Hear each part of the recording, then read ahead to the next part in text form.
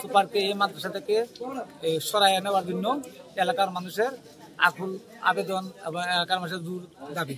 এই এলাকার অত্র এলাকার বাচ্চা কাচ্চা আচার ব্যবহার শিক্ষিত হয়ে আমরা এইখানেই চাইয়া চাইতে রাখছিলাম যে সামাজিক ব্যবস্থা আছে এটা নষ্ট হয়ে যেতেছে। আমরা এই সুপারের পদত্যাগ চাই। অনিয়ম দুর্নীতি ও ব্যাপক যৌন হয়রানির কারণে আমাদের এলাকার মানুষ অতিষ্ঠিত হয়ে পড়েছে। আমরা দীর্ঘ 16 বছর যাবৎ ওনার যে আচরণ দেখছি, বিভিন্ন কৌশলে এলাকার মাদ্রাসার ছাত্রীদেরকে নিয়ে ফাউটি পানির ভর ধরে তিনি যৌন হয়রানির শিকার করছেন।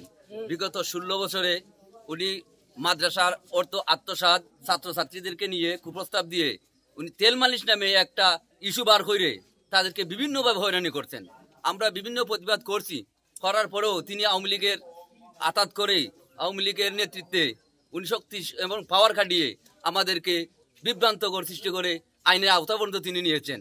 উনি যখন আরেকটা মেয়ের সাথে এই যৌন হয়রানির সাথে লিপ্ত হন, আমরা গ্রামবাসী চাপ সৃষ্টি করলে উনি বিভিন্ন বইভূতি দেখিয়ে আমাদেরকে মামলা দেওয়ার বই দেখিয়ে বিভিন্ন টাকা খরচ করে আমাদের এলাকার মানুষকে হয়রানি করার চেষ্টা করছে। আমি ওই একটা কমিটির সদস্য ছিলাম, কিন্তু তার নৈতিক চরিত্র একটা কুচক্র গ্রুপের কারণে আমরা এই কথাগুলা আবিষ্কার করতে পারছি না, কিন্তু এখন বাস্তবে প্রমাণ হয়েছে, যার কারণেই আমরা ওই সুপারের পদত্যাগ চাই। এই সুপার বিভিন্নভাবে আমাদেরকে হয়রান করেছে, ঐতিহ্যকে নষ্ট করে দিয়েছে। আমরা চাই উপযুক্ত শাস্তি এবং বিচার। অনেক অভিযোগ, তার মধ্যে বলাৎকার, অর্থ আত্মসাৎ আরো প্রমাণিত। আমরা জামালগঞ্জ শিক্ষা অফিসে অভিযোগ করেছি, আমরা সুনামগঞ্জ ডিও বরাবরে আমরা অভিযোগ করেছি ডিসি বরাবর। আওয়ামী লীগ কোনোদিন করি না, আমার বাবা মা আত্মীয় স্বজন কেউ আওয়ামী লীগ করে না। যে অভিযোগ আনা হয়েছে যে দর্শন, বলৎকার, অর্থ আত্মসাৎ, এই তিনটার কোনোটাই আমি করি নাই এবং এর কোনো সুনির্দিষ্ট প্রমাণও কেউ দেখাতে পারবে না। আমি এই সমস্ত কিছু থেকে সম্পূর্ণ মুক্ত ইনশাআল্লাহ। এই সবগুলি তদন্তাধীন আছে, আর এই তদন্তাধীন আছে, তদন্ত হওয়ার পরে আমি আশা করি যেহেতু আমি নিট অ্যান্ড ক্লিন আছি, অবশ্যই তদন্ত রিপোর্ট আমার পক্ষে আসবে।